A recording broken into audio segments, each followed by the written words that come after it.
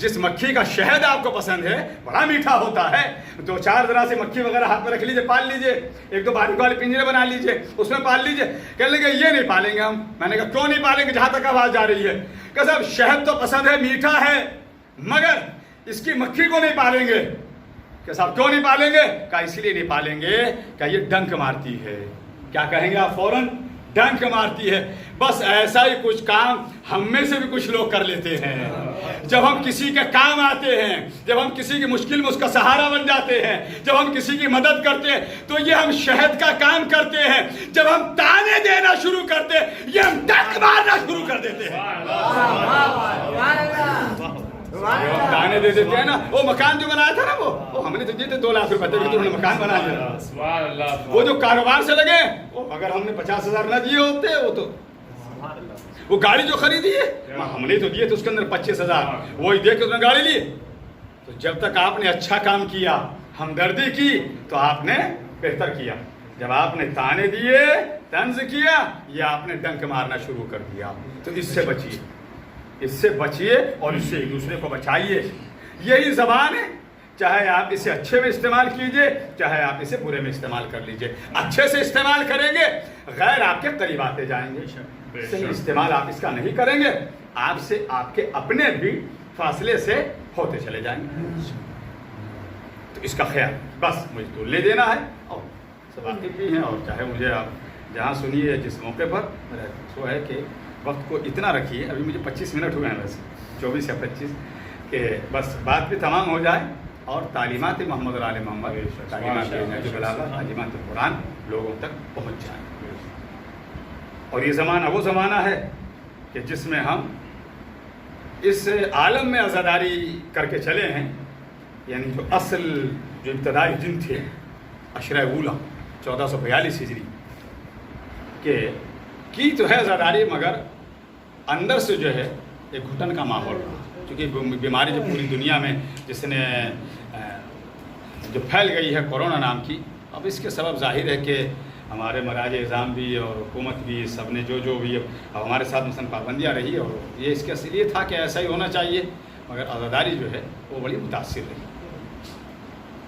ہم تو یہ دعا کریں گے پروردگار اس بیماری کو ہمیشہ ہمیشہ کے لیے دنیا سے ختم کر دے، اور عزائے حسین ہم اسی عقیدت، اسی جوش، اسی خلوص کے ساتھ جیسے پہلے مناتے تھے، ہم اسی طریقے سے مصروف رہیں۔ اور میرے معبود جو بھی ہماری خدمات ہیں، یہ ہم کچھ کر لیتے ہیں عزا کے نام پر، معبود اسے قبول فرما، اور اگر ہماری خطائیں ہو گئی ہیں، ہم سے کوئی ایسی خطا ہو گئی ہے کہ جس کی وجہ سے ہم اس طریقے سے عزا حسین نہیں کر سکے، یا اللہ ان خطاؤں کو معاف فرما۔ بس بات کو ہم تمام کرنے جا رہے ہیں یہ کہہ کر کہ ہمیں چاہیے کہ اپنی زبان کو ایسے استعمال کرتے چلیں تاکہ ہمارے چاہنے والوں کی تعداد میں اضافہ ہوتا چلا جائے۔ آج اسی 1442 ہجری کی 11 محرم کے لیے میں عرض کروں کہ روز عاشور تک امام حسین علیہ السلام تھے، امتحان کی ساری منازل سے ہمکنار،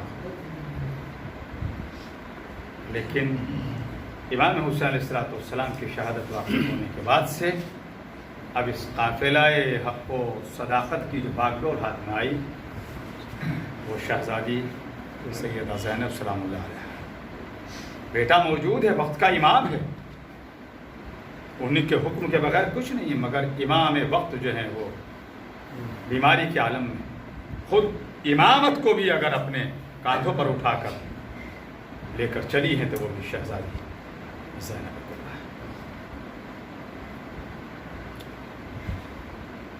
کس طریقے سے آپ نے اس دین کی حفاظت کی، اور کیسے ہمیں بتلایا کہ ایسے ہنگامی حالات میں بھی مسائل شریعہ کو فراموش نہیں کرنا ہے۔ ایسے مصیبت کے وقت میں بھی عابد بیمار سے پوچھا، بیٹا تم امام وقت ہو، امام ہوتا ہے، سن کم ہو یا زیادہ ہو، کیا پوچھا تھا؟ بیٹا یہ بتلا دو خیموں میں آگ لگی، کیا ہم جل کر خاک ہو جائیں یا اپنی جان کو بچائیں؟ تو امام نے کہا تھا اپنی جان کا بچانا۔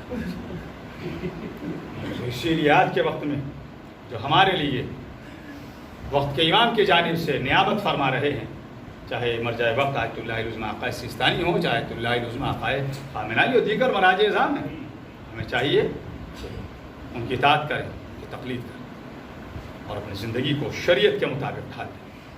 یہ زینب کبریٰ نے معلوم کر کے بتلا دیا کہ ایسے ماحول، ایسے حالات میں بھی مسئلہ شرعی معلوم کر کے بتلا دیا۔ دیکھو جو ہمارے پر فرض ہے اسے اللہ کے نام سے پوچھو۔ 11 محرم آئی، بیویوں کو، بچوں کو، سادانیوں کو، مخدرات عصمت و طہارت کو قید کیا، اسیر کیا۔ کیسے لے جا رہا ہے اسیر کر کے؟ ہمارے اور آپ کے یہاں کیا ہوتا ہے، اگر کسی کے یہاں کو گزر جاتا ہے اس کو پرسا دیا جاتا ہے، سینے سے لگایا جاتا ہے، بچوں کے سروں پر دست شفقت رکھا جاتا ہے۔ مگر ہائے کربلا، کسی کے سر سے بابا کا سایہ اٹھ گیا، کسی ماں کی گود کا پالا چلا گیا، کوئی بہن اپنے بھائی سے جدا ہو گئی، کوئی جو مہمان بن کے آیا تھا وہ قربان ہو گیا، کوئی حسین کا دوست تھا وہ قربان ہو گیا، کچھ راہ میں چاہنے والے ملے تھے وہ قربان ہو گئے، کوئی تسلی دینے والا نہیں آیا۔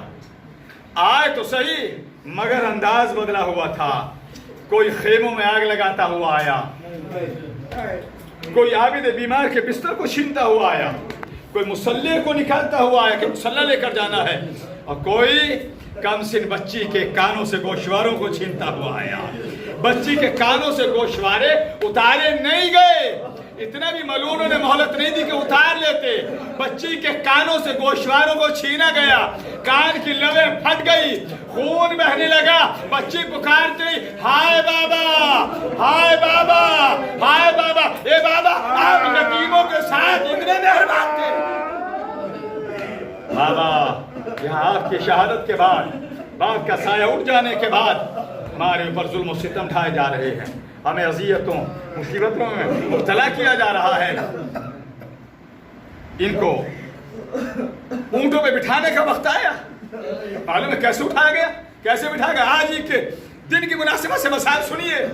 یا اللہ یہ تیرے پیارے کے عزادار ہیں، معبودی نے کوئی غم نہ دینا سوائے غم کربلا کے، معبودی نے سید الشہداء و شہداء کربلا کے علاوہ کوئی غم نہ دینا، ان کے گھروں کو آباد رکھنا، بے اولادوں کو اولاد عطا فرما، جو کرائے کے مکانوں میں رہتے ہیں ان کے لیے ذاتی مکانات کے انتظامات فرما، جن کے گھروں میں بیٹیاں جمع ہیں عزت کے ساتھ ان کے لیے بہتر سے بہتر رشتوں کے انتظامات فرما، قیدیوں کو رہائی عطا فرما، مصیبت زدوں کی مصیبتوں کو دور فرما، جو دیگر ممالک میں ہیں روزگار کے لیے گئے ہیں کھل کے عزائے حسین بھی نہیں کر سکتے، یا اللہ ان کی مدد فرما۔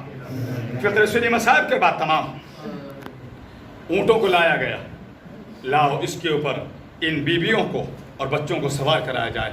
جتنے چوپائے ہیں ان میں اونٹ ہی ایک ایسا چوپایا ہے کہ اس کی پشت کے اوپر جب تک کجاوا نہ رکھا جائے کوئی انسان سواری نہیں کر سکتا۔ ہر چوپائے میں سواری کی جا سکتی ہے مگر اونٹ کے اوپر سواری نہیں کی جا سکتی۔ ہائے مخدرات عصمت و طہارت، جنہیں گھر کے آنگن میں بھی کبھی بھائی غازی نے بھی کھلا سر نہیں دیکھا، سورج نے بھی کھلا سر نہیں دیکھا، آج ان کے سروں سے رداؤں کو اتار کر اونٹوں میں بٹھایا جا رہا ہے۔ اونٹ لائے گئے کہ ان کے اوپر ان بچوں کو، ان بیویوں کو سوار کرایا جائے گا۔ جب اونٹ آئے اونٹ بیٹھ گئے، جناب زینب کبریٰ کی نظر پڑی، شہزادی زینب کبریٰ نے دیکھا کہ ایک اونٹ اپنی جگہ سے اٹھا دوسرے اونٹ کے قریب گیا، اللہ جانے یہ اونٹ دوسرے اونٹ سے کیا کہنے لگا۔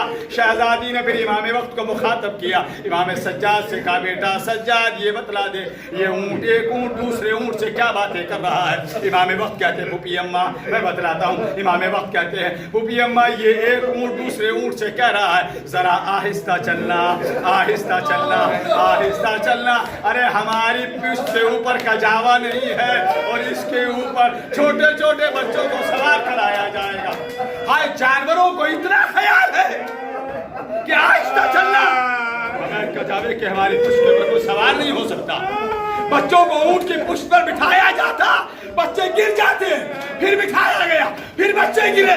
ایک ملعون کہتا ہے میں انتظام کرتا ہوں، ملعون گیا، جانے کے بعد رسیاں لایا، لانے کے بعد کہتا اب کوئی بچہ اونٹ کی پشت سے نہیں گرے گا۔ اللہ آپ کی آوازوں پر رحمت نازل کرے, آپ کی آنکھوں پر رحمت نازل کرے, اللہ آپ کو کوئی غم نہ دے. یا اللہ عزاداروں کی اور عزاداری حسین کی حفاظت فرما. لکھنؤ چونکہ عزا کے لیے بہت مشہور ہے, معبود عزائے حسین ہمیشہ سکون سے ہوتی رہے. آخری 2 فقرے مصائب کے تمام کر لے جا. رسیاں لائی گئی, رسیاں لانے کے بعد بچوں کو اونٹ کی برہنہ پیٹھ پر رکھا گیا. خالی ایسے ہی نہیں بلکہ بچوں کے سینے اونٹ کی پشت پہاڑ کی مانند ہوتی ہے, اور بچوں کو جب ایسے رکھا گیا رسیوں سے جکڑ دیا گیا. ہائے, اب جو اونٹوں کو دوڑایا جاتا ہے تو اونٹ کی پشت خون سے تر ہو گئی. کسی کی نظر پڑی, دیکھ کر کہا کہ زخمی اونٹوں پر ان بچوں کو بٹھایا گیا تھا. عابد بیمار نے کہا ارے یہ اونٹ زخمی نہیں تھے, چھوٹے چھوٹے بچوں کا سینہ اونٹ کی پشت رسیوں سے جکڑ دیا گیا. اب جو اونٹ چلتے ہیں بچوں کا سینہ چھل گیا, خون بہ رہا ہے. بچے پکار کر کہہ رہے اے بابا, اے چچا, اے آقا, اس مصیبت کے عالم میں ہمیں گزارا جا رہا. یا حسین دل بے فدا جا فدا سے کفن باندھ کے